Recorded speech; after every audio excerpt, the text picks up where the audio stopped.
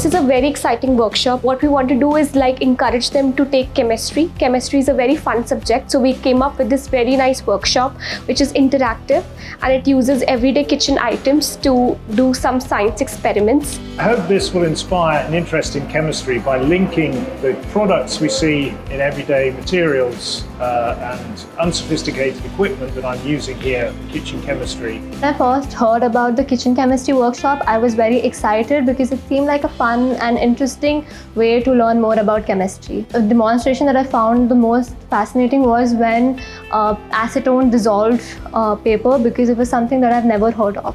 People that watch the show can link it to everyday life.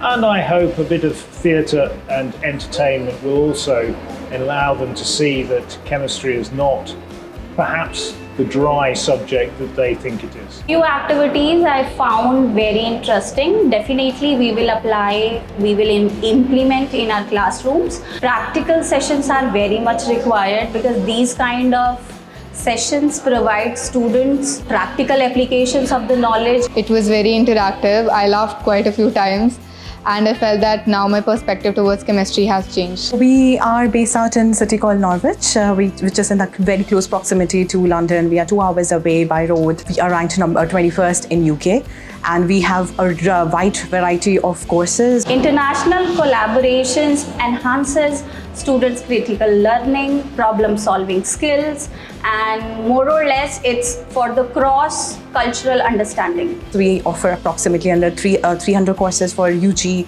and we have a lot of courses to offer at PG level as well. We have scholarships at a PG level, which we offer £4,000, for all 3 years of our study. I'd like to thank everybody involved in putting on the workshop. That's Shiksha, that's the University of East Anglia, that's the school here, because it's been really great, very smooth. The hospitality has been wonderful.